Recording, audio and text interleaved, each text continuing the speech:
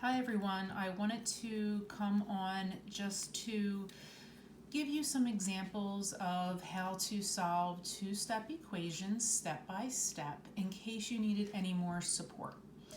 So remember, with two-step equations, step 1 is you're either going to add or subtract.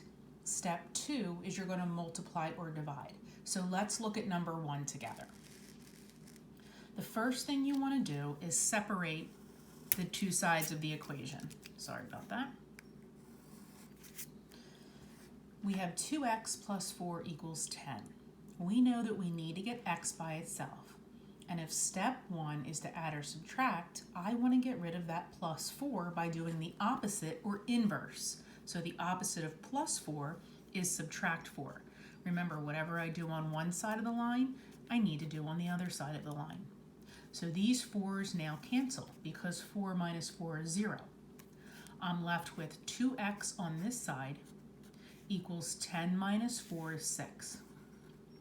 Now I'm ready for my second step, to multiply or divide. Well, if I want to get x by itself, right now it's being multiplied times 2. This is reading 2 times x. So I want to do the opposite of multiply and divide by 2 on each side. So I'll divide by 2, divide by 2. My 2's will cancel because 2 divided by 2 is 1, and 1 times x is just x. X equals 6 divided by 2 is 3. Let's look at another one. I have 5x minus 3 equals 12.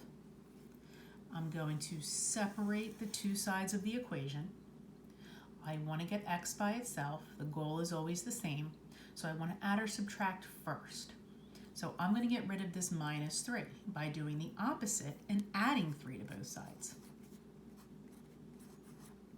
My 3's will cancel here. I'm left with 5x equals 12 plus 3 is 15. Now I'm ready for step 2. So the same as example 1, this is 5 times x. So I'm going to divide by 5 on each side. The 5's will cancel. X equals 15 divided by 5 is 3. Okay, let's look at some more examples. I have 4x plus 1 equals 17. Again, I'm going to separate the equation here. I want to get x by itself, so I want to get rid of that plus 1 by subtracting 1 on both sides. My 1's will cancel.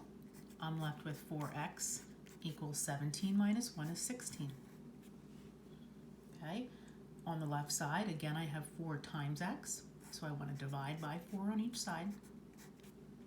My 4's will cancel, and x equals 16 divided by 4 is 4. Okay, let's look at number 4. Number 4 looks a little bit different because we have x divided by 3 plus 4 equals 12. So the same steps and rules apply. Going to separate the equation, and I want to add or subtract first. So I want to get rid of that plus 4 by subtracting 4 on both sides. My 4's will cancel. I'm left with x divided by 3 here. I can't forget that. I have to bring that down. Equals 12 minus 4 is 8. So now if I have x divided by 3, I want to do the opposite of division and multiply by 3. So I'm going to multiply by 3 on each side here. My 3's cancel. 3 divided by 3 is 1 because remember, this is 3 over 1. So they can cancel if I'm left with x divided by 1.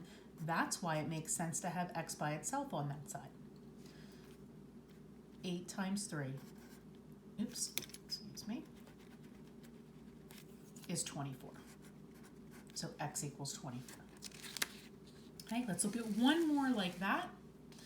I have x divided by 5 minus 2 equals 8. Again, I'm going to separate my equation. I want to get that x by itself, so I want to start with step 1 by adding 2 to both sides. My 2's will cancel. I'm left with x divided by 5 equals 8 plus 2 is 10. Right, my last step. I have x divided by 5. I do the opposite of division, and I'm going to multiply by 5 on each side. The 5's will cancel.